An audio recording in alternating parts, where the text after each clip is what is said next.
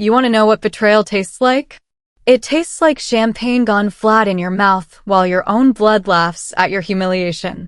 It tastes like 27 years of being the good daughter, the quiet one, the one who never made waves, only to watch your brother's smug face light up like Christmas morning as he declares himself king of everything you thought was family.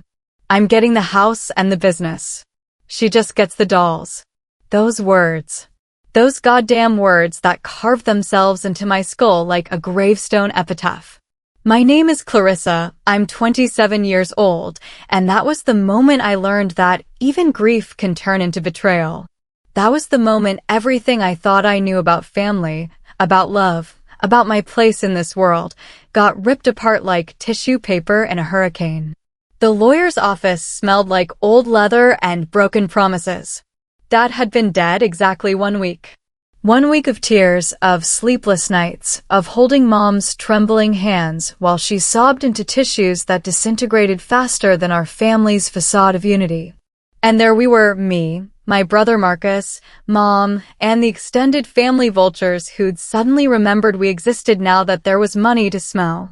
Marcus sat there in his expensive suit, the one he bought with credit he couldn't afford, chest puffed out like some peacock displaying for mates he'd never deserve. His wife Jennifer sat beside him, her Botox-frozen face attempting what might have been a smile of sympathy, but looked more like someone had stretched plastic wrap over a skull. The cousins, the aunts, the uncles, all of them arranged around that mahogany table like judges at an execution. And me? I sat in the corner chair, the small one, the afterthought chair, wearing the black dress I'd bought at Target because I couldn't afford anything better. The dress that made me look exactly like what they all thought I was, nothing. When the lawyer read those words, when Marcus proclaimed his inheritance like some medieval lord claiming his throne, the room erupted. Laughter. Actual laughter. At a will reading. At my father's will reading. The dolls. Aunt Margaret wheezed, her voice dripping with that particular brand of cruelty that only family can perfect. Oh honey, at least you'll have something to play with. Maybe she can have tea parties, Uncle Robert chimed in, slapping his knee like he'd just delivered the punchline of the century. Jennifer's plastic face managed to contort into something resembling glee. Well, it's something, right, Clarissa? I mean, they're probably worth, what, $20 at a garage sale? The lawyer cleared his throat. A small sound, barely audible above the hyena laughter of my relatives. But I heard it. God help me, I heard it, and something in that sound made the hair on the back of my neck stand up like soldiers at attention. Before we begin this journey into the depths of what family can do to each other, before I tell you how the meek don't just inherit the earth, sometimes we take it by force, I want you to do something. Drop a comment below with your country and what time it is right now where you're watching.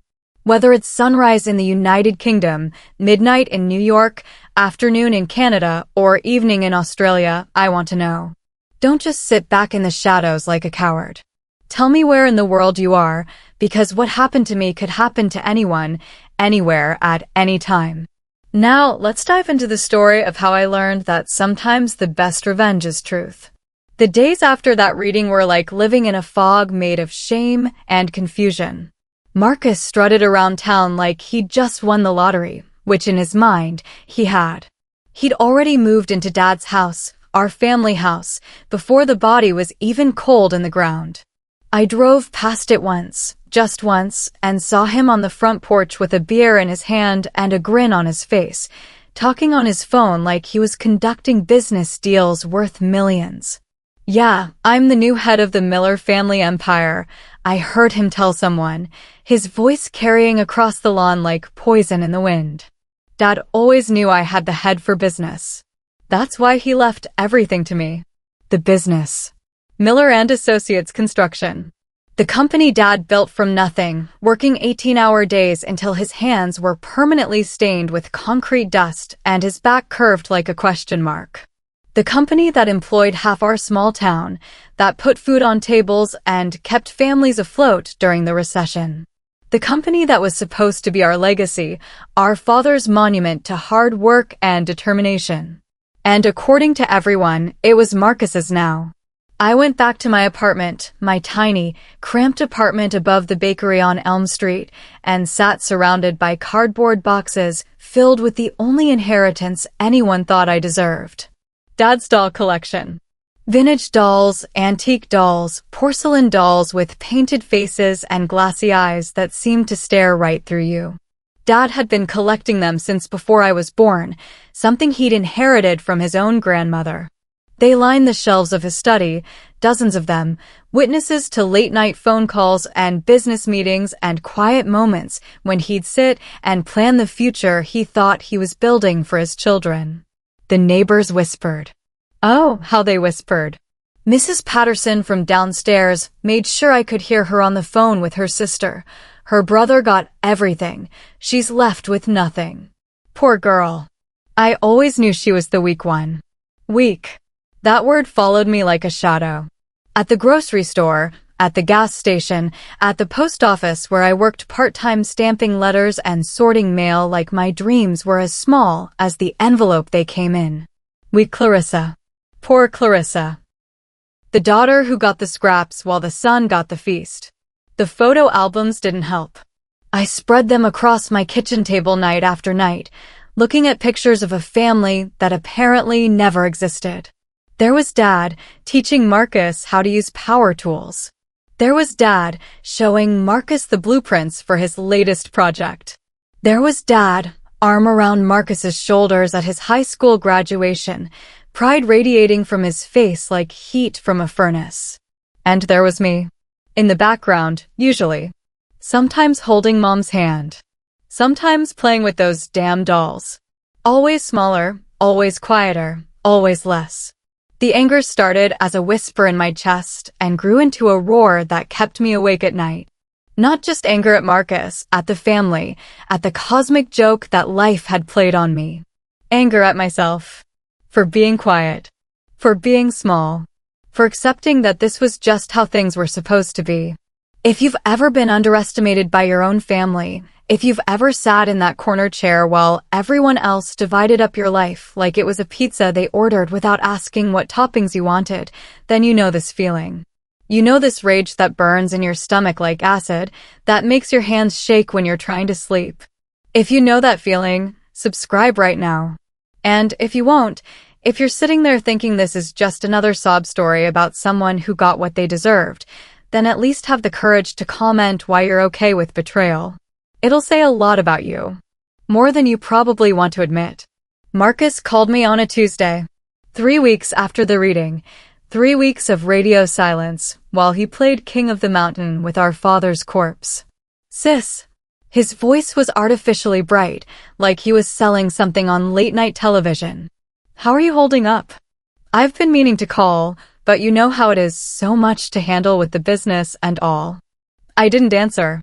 I sat in my kitchen, staring at a porcelain doll with cracked cheeks and missing eyelashes, and listened to my brother pretend we were still family. Listen, I was thinking we should get together. You know, talk about things. I mean, we're all we've got left now, right? Family has to stick together. Family. The word tasted like bile. The house is so big, Clarissa. So empty without Dad. Maybe you could come over for dinner this weekend? Jennifer's making that roast you used to like. I'd never liked Jennifer's roast. It was dry and oversalted and tasted like cardboard soaked in beef stock. But Marcus had never paid attention to what I liked. Why would he start now? What do you say, sis? Sunday at 6. I hung up. The calls kept coming. Text messages too. Screenshots of desperation dressed up as concern. Clarissa, please call me back. We need to talk. I know you're upset, but we're family. Dad wouldn't want us fighting. Look, maybe we can work something out with the business. There might be a small role for you, something in the office. Jennifer thinks you're being childish. I told her you're just grieving. Don't make me look like a liar. That last one. That goddamn last one. Don't make me look like a liar. As if my grief, my pain, my sense of betrayal was somehow an inconvenience to his image management. I showed the messages to my lawyer, well, Dad's lawyer, technically. Mr. Hendricks had been handling our family's legal affairs since before I was born. He was a thin man with kind eyes and hands that shook slightly when he held documents, a tremor that had gotten worse since his own wife died the year before. Silence can be a powerful weapon, Clarissa, he told me, adjusting his glasses as he looked at Marcus's increasingly frantic messages. Sometimes the loudest thing you can say is nothing at all. But it wasn't just strategy. It was survival. Every time I thought about calling Marcus back, about playing the role of the grateful little sister who was just happy to get whatever crumbs fell from the table, something inside me recoiled like I'd touched a live wire. I couldn't do it. I couldn't pretend this was okay, that we were okay, that family meant anything more than a shared last name and a history of taking each other for granted. So I planned. Not revenge, not yet. I planned how to face them, how to sit across from people who'd laughed at my inheritance and pretend their laughter didn't echo in my dreams. I planned how to be in the same room as Marcus without screaming, without throwing something, without demanding to know how he could sleep at night in Dad's bed while I counted pennies to make rent. The dolls watched me plan. Their painted eyes never blinked, never judged, never whispered behind my back about how weak I was or how I'd gotten what I deserved. They just watched, silent sentinels in my war against invisibility. Right now, you're making a choice. You're either rooting for me, feeling that familiar burn of injustice in your chest and wanting to see where this goes, or you're secretly siding with Marcus, thinking maybe I really am just the weak one who can't handle how the world works. If you're with me, if you understand what it's like to be counted out before the game even starts, prove it, subscribe. If not, if you think this is all just whining from someone who needs to grow up and accept reality, drop your excuse in the comments. Don't hide behind your screen like a coward. Tell me why betrayal is acceptable when it comes wrapped in family ribbon. The invitation came on a Thursday, delivered by hand to my apartment door. Thick cardstock, expensive printing, the kind of formal invitation you'd send for a wedding or a funeral. Or, apparently, for a family dinner designed to make everyone forget how spectacularly you'd humiliated your sister. The pleasure of your company is requested for dinner at the Miller family home. Sunday, October 15th, 6 p.m. RSVP regrets only. RSVP regrets only. As if my attendance was assumed, expected, required. As if I were still the obedient little sister who did what she was told and smiled while she did it. I stared at that invitation for 3 days. I held it up to the light, looking for hidden messages or secret meanings. I set it on fire in my mind 100 times, imagined calling Marcus and telling him exactly where he could stick his dinner invitation and his fake family concern. But I didn't. I went shopping instead. For the first time in my adult life, I went shopping for something other than necessity. I bought a dress, not from Target this time, but from that boutique downtown that I'd always walked past with my nose pressed to the window like a kid looking at toys she couldn't afford. Black silk, simple lines, expensive enough to make a statement, but subtle enough to let them wonder what the statement was. I bought shoes. Real shoes with heels that clicked on pavement like announcements of arrival. I bought makeup, the good kind that costs more than my grocery budget, but makes you look like someone who has her life together even when she's falling apart inside. I looked at myself in the mirror the night before the dinner and barely recognized the woman staring back. Gone was the Target dress and the apologetic posture. Gone was the invisible girl who sat in corner chairs and accepted scraps with gratitude. This woman had sharp edges and steady eyes and a spine that had finally remembered how to be straight. Sunday came like a storm front moving in. I could feel the electricity in the air, the pressure that builds before something breaks open and changes everything forever. I dressed carefully, like armor going on piece by piece. The silk dress that whispered against my skin like secrets. The shoes that made me 3 inches taller and a lifetime stronger. The lipstick that turned my mouth into something that could bite back. The Miller family home sat on Magnolia Street like a monument to everything I'd lost. Dad had bought it when the business first started turning a real profit, back when I was in middle school and still believed that hard work and good intentions were enough to guarantee happiness. It was a colonial with white columns and black shutters, a wraparound porch where Dad used to sit in the evenings with his coffee and his newspapers, planning tomorrow's projects. Now Marcus sat on that porch in Dad's chair, drinking Dad's coffee from Dad's favorite mug, wearing Dad's success like a hand-me-down suit that almost fit. Cars lined the driveway. The extended family had been summoned for this performance, this elaborate theater piece designed to show everyone that Marcus was a generous man, a family man, someone who took care of his responsibilities even when those responsibilities were inconvenient. I parked at the end of the block and walked. My heels clicked against the sidewalk like a countdown timer, like the sound of inevitability approaching. With each step, I felt something shifting inside me, some fundamental change in how I carried myself, how I breathed, how I existed in the space around me. The front door was open, warm light spilling out onto the porch like a welcome mat made of lies. I could hear voices inside, laughter, the clink of glasses and silverware. The soundtrack of family gathering, of people who belonged somewhere and knew it. I rang the doorbell anyway. Marcus answered, and for just a moment, just one beautiful, perfect moment, his face went completely blank. He'd been expecting the old Clarissa, the one who would have slunk in through the back door and apologized for existing. Instead, he got this stranger in silk and determination, this woman who looked like his sister, but carried herself like someone who had nothing left to lose. Clarissa. He recovered quickly, flashing that salesman smile that had probably sealed 1,000 business deals. You look different. Hello, Marcus. The conversations died as I walked into the living room.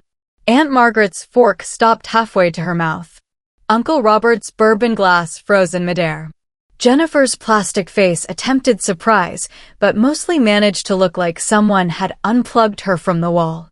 They all stared. Every single one of them stared like I was a ghost, like I was someone they'd known once but couldn't quite place. And maybe that's exactly what I was, the ghost of who they thought I'd always be, come back to haunt their comfortable assumptions. Well, Aunt Margaret finally managed, her voice tight with confusion. Don't you look nice? Nice. Such a small word to carry so much poison. Nice meant acceptable. Nice meant non-threatening. Nice meant I was still playing by their rules, still occupying the space they'd designated for me. I smiled. Not the apologetic smile of the old Clarissa, the one that asked for permission to exist. This smile had teeth. Thank you, Aunt Margaret. You look exactly the same. The dinner was a masterpiece of passive aggression disguised as hospitality. Marcus played the perfect host, carving the roast with ceremonial precision while Jennifer fussed over side dishes and wine pairings like this was some cooking show and not a barely concealed attempt to remind everyone of their place in the family hierarchy. The conversation swirled around me: business talk, money talk, plans for Dad's company that no one bothered to include me in because why would they? I was just the girl with the dolls, the afterthought with the consolation prize, the weak one who needed to be handled carefully lest she break down crying again. But I didn't break down. I sat at that table with perfect posture and listened to them divvy up my father's legacy like they were choosing sides for a game I wasn't allowed to play. I watched Marcus gesticulate with Dad's carving knife, explaining his vision for expanding the business, for taking it national, for building an empire that would make Dad proud. Of course, it's a big responsibility, he said, catching my eye across the table. But someone has to step up. Someone has to be the leader. Someone. Not him specifically. Just someone. As if leadership was a burden that had fallen randomly from the sky instead of something he'd grabbed with both hands the moment Dad stopped breathing. It must be nice, I said quietly, to know exactly what Dad would have wanted. The table went quiet. Marcus's knife paused above the roast, Jennifer's wine glass stopped halfway to her lips, and the extended family vultures all turned their heads like they'd heard something dangerous in the distance. Well, Marcus said carefully, I think it's pretty clear from the will what Dad wanted. He trusted me to carry on the family legacy. The family legacy. I tasted the words like they were wine gone sour. Is that what we're calling it? Clarissa, Uncle Robert interjected, his voice carrying that particular tone men use when they want women to stop talking and start behaving. I think we all know this is difficult for you, but what? I cut him off, and the sharpness in my voice made him flinch like I'd slapped him. But I should be grateful? But I should smile and nod and pretend that everything is exactly as it should be. Marcus set down the carving knife with the deliberate care of someone defusing a bomb. Sis, maybe we should talk about this privately. No. The word came out harder than I'd intended, hard enough to make the crystal glasses ring like tiny bells. No more private conversations. No more pulling me aside to explain how things really are. If we're going to talk about Dad's legacy, let's talk about it right here, right now, in front of everyone. The silence that followed was so complete I could hear the grandfather clock in the hallway ticking away the seconds, counting down to something that felt inevitable and terrifying and long overdue. At this moment, sitting at that table surrounded by people who'd written me off before I'd even learned how to write my own name, I was making a choice. I could smile and nod and go back to being invisible, or I could burn it all down and see what grew from the ashes. W. Would you have done the same or shown mercy? Subscribe if you'd cut them off. Comment if you'd forgive. But don't you dare sit there in judgment without declaring which side you're on. Marcus tried to recover, tried to turn this back into the performance he'd planned. Look, Clarissa, I know you're upset about the will. It was just a joke, he continued, his voice taking on that conciliatory tone people use when they're trying to convince you that the knife in your back was really just a friendly pat. What I said about the dolls. We're siblings, after all. Family. We should be supporting each other, not fighting over. No. One word. 2 letters. But it cut through his prepared speech like a blade through tissue paper. No, Marcus. It was never about family. If it was about family, you would have asked how I was doing instead of calculating how much money you'd inherited before Dad was even buried. If it was about family, you would have remembered that those dolls you dismissed so casually were the last thing Dad touched before he died. I stood up, my chair scraping against the hardwood floor like fingernails on a chalkboard. Every eye in the room was on me now, every face reflecting some combination of shock and fear and the dawning realization that quiet little Clarissa wasn't quiet anymore. If it was about family, you would have known that the business was never Dad's to begin with. The silence that followed was so profound it had weight, had texture, had the quality of something breaking that could never be put back together again. What are you talking about? Marcus's voice was barely a whisper, but it carried across the room like a scream. I reached into my purse, the good purse I'd bought to go with the good dress, and pulled out a folder. Legal documents, copies of papers that Mr. Hendricks had given me just 3 days ago. Papers that had been sitting in a safe deposit box for 27 years, waiting for the right moment to surface. Miller and Associates Construction was never incorporated under Dad's name, I said, my voice steady despite the earthquake happening in my chest. It was incorporated under mine. When I was born, Dad put the business in my name as a trust, managed by him until I turned 25. Marcus's face went through a series of expressions: confusion, disbelief, understanding, and finally, the gray pallor of someone who'd just realized they'd been living in a house of cards during hurricane season. That's impossible, Jennifer breathed, her plastic face finally showing a real emotion: terror. The will everyone heard was Dad's personal will, I continued, spreading the documents across the dinner table like tarot cards predicting disaster. His house, his car, his personal assets. But the business? The business was never his to give away. Aunt Margaret's wine glass slipped from her fingers and shattered against her plate, red wine spreading across the white tablecloth like blood at a crime scene. You're lying, Marcus said, but his voice lacked conviction. He was remembering things now, late-night phone calls Dad took in his study, meetings with lawyers and accountants that Marcus was never invited to, conversations that stopped when he walked into the room. I'm not lying, Marcus. I'm finally telling the truth. Dad managed my company for 22 years. He built it, he grew it, he made it into something worth fighting over. But it was always mine. He was just borrowing it. I looked around the table at all their faces, at the family that had laughed at my inheritance and pitted my weakness and written me off as the also-ran in a race I'd already won before they knew there was a competition. You wanted the crown, Marcus. You declared yourself king of an empire that belonged to someone else. But here's the thing about crowns, they only fit the person they were made for. I walked toward the door, leaving behind the scattered legal documents and the scattered remains of everything they'd thought they knew about power and birthright and who really controlled the Miller family legacy. Wait, Marcus called after me, his voice cracking like an adolescent's. Wait, we can work this out. We can share it. We can. I turned back one last time, looking at my brother, my desperate, grasping, suddenly small brother, and I delivered the line I'd been rehearsing in my dreams for 3 weeks. You can't share something that was never yours to begin with. Then I walked out of that house, out of that performance, out of the role they'd written for me before I was old enough to hold a pencil, let alone rewrite the script. Behind me, I could hear the sounds of a family meeting its own mortality, raised voices, accusations, the crash of something expensive breaking against something harder. But I didn't look back. Queens don't look back at the kingdoms they're leaving to burn. The aftermath was swift and merciless, like watching dominoes fall in slow motion if dominoes could scream and file lawsuits and watch their entire world collapse in real time.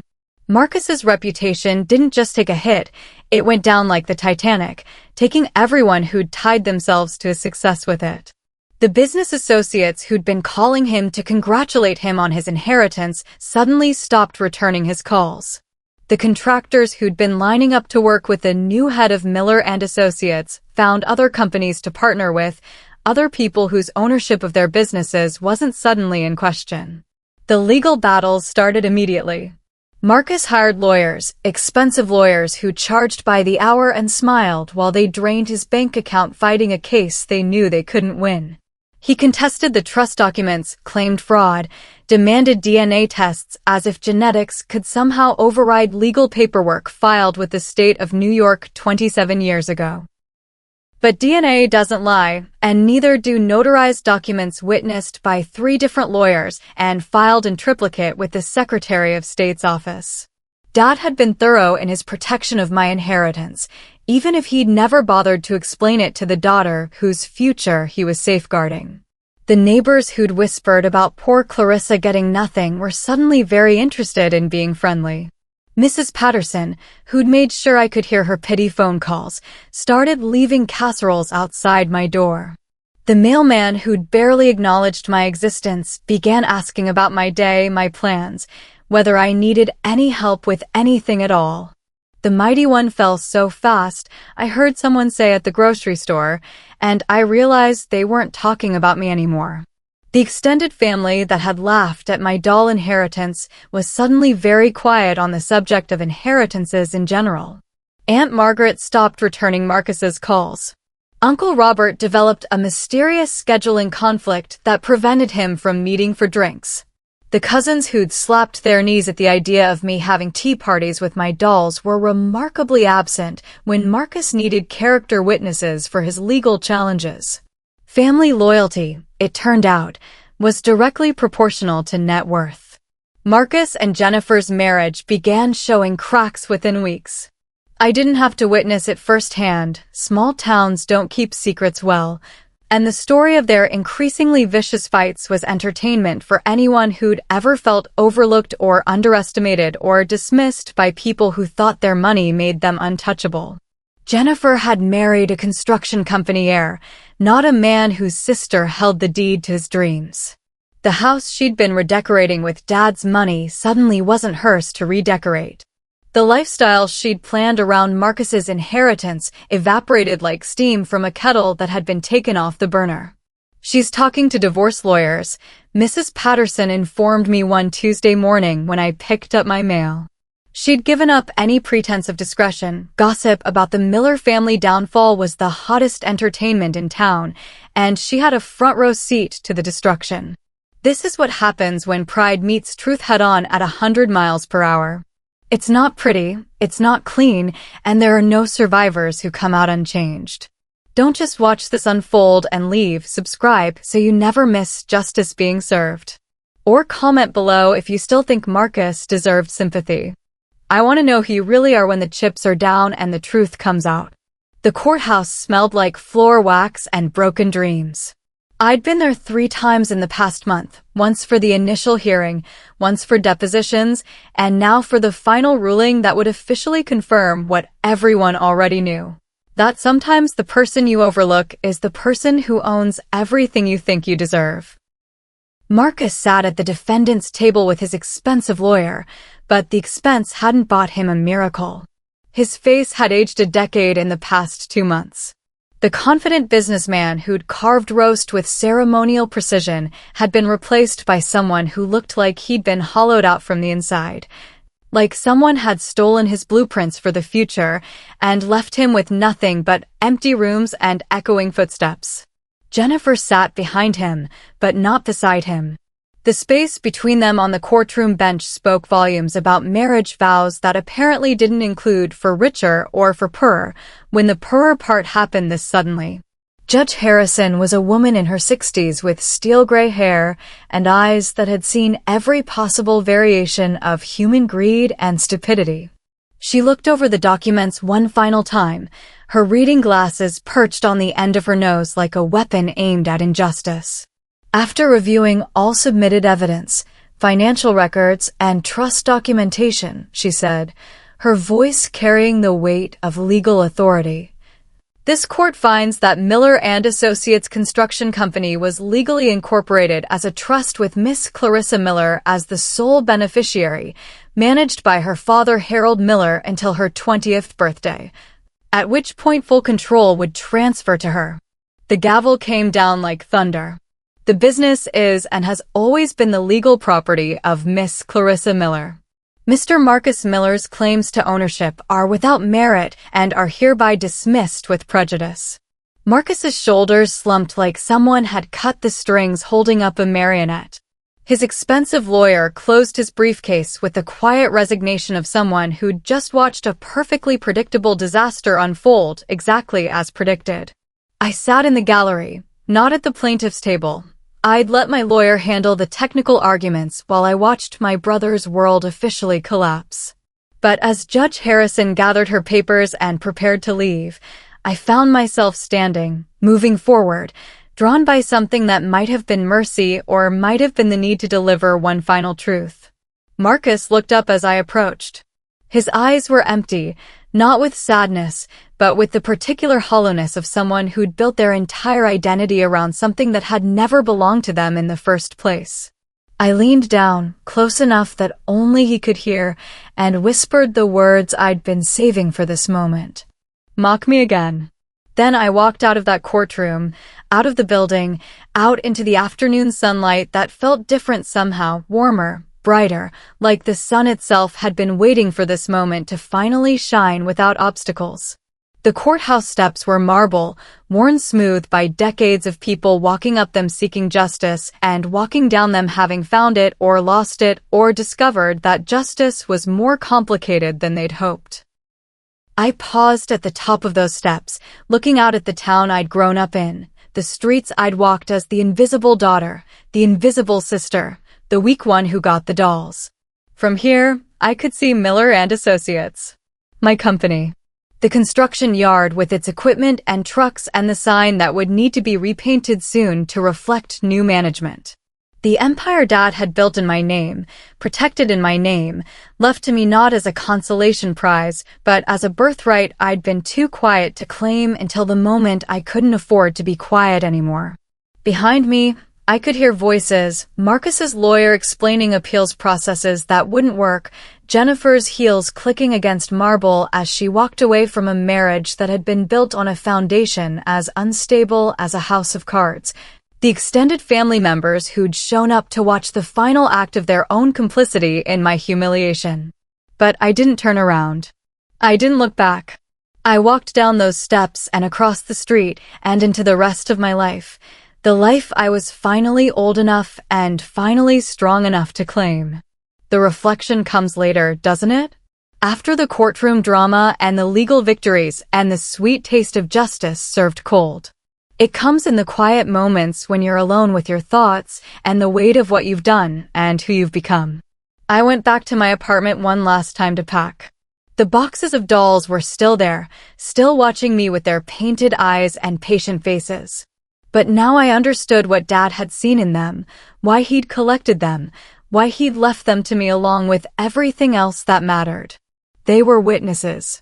Silent, unblinking witnesses to a man who'd worked himself to death building something for his daughter, knowing that someday she'd need to be strong enough to claim it. They'd watched him make phone calls and sign papers and structure trusts that would protect me from my own family's assumption that being quiet meant being weak. Dad had known. Somehow, he'd known that Marcus would take and Jennifer would scheme and the extended family would laugh, and he'd prepared for all of it. The dolls weren't a consolation prize, they were a message. Stay patient. Stay watchful. Wait for your moment, then take what's yours. I packed them carefully, each one wrapped in tissue paper and placed in boxes marked office instead of home. They were going with me to Miller and Associates, to the company that had always been mine, where they could continue their vigil in the place where Dad had dreamed of the future while building it one contract at a time. The phone rang as I was taping the last box shut. Marcus, probably. Or Jennifer. Or one of the relatives who'd suddenly remembered they'd always thought I was underestimated, and hadn't it always been obvious that I was the smart one, the capable one, the one who really understood Dad's vision? I didn't answer. I was done with explanations, done with justifications, done with making other people comfortable with the consequences of their own assumptions about who I was and what I deserved. 3 months later, I was sitting in Dad's office, my office, looking at quarterly reports that showed Miller and Associates was having its best year ever. Turns out, when you're not busy playing politics and power games, you have more time to focus on actually running a business. Who knew? The dolls lined the shelves where Dad had kept them, their painted eyes watching as I made decisions and signed contracts and proved to myself and everyone else that being underestimated isn't a weakness, it's camouflage. Marcus had left town. The divorce had been finalized, the house sold to pay legal fees. The dreams of empire reduced to the contents of a storage unit and whatever fresh start he could build somewhere people didn't know the story of how spectacularly he'd fallen from a throne that had never been his to begin with. I didn't miss him. I missed the brother I'd thought he was, the family I'd thought we were, the father who'd been gone long before he stopped breathing. But I didn't miss the reality of who they'd actually been when it mattered most. The sunlight streaming through the office windows caught the faces of the dolls, making their glass eyes sparkle like they were alive, like they were proud, like they were saying what Dad never got the chance to say, "I always knew you had it in you." They laughed at me when they thought I had nothing. But now I know sometimes silence, patience, and truth are louder than revenge. Sometimes the best way to win is to let your enemies defeat themselves with their own greed and assumptions and inability to see past their own prejudices. Sometimes the meek don't just inherit the earth, they take it, one legal document at a time. What would you have done in my place? What would you have done when your own family wrote you off as weak, when they divided up your life like a estate sale and left you with what they thought were the worthless pieces? Would you have fought back immediately? Or would you have waited, watched, planned your revenge like a chess game played across months instead of moments? Drop your answer in the comments. And if you can watch this whole story without subscribing, then be honest. Why turn away from truth when it's right here in front of you, wearing a silk dress and holding the deed to everything they thought they'd stolen? Because here's what I learned in that courthouse, in that moment when justice finally caught up with injustice. The quiet ones aren't weak. We're just waiting for our moment to speak, and when we do, the whole world stops to listen. The dolls are still watching. And so am I.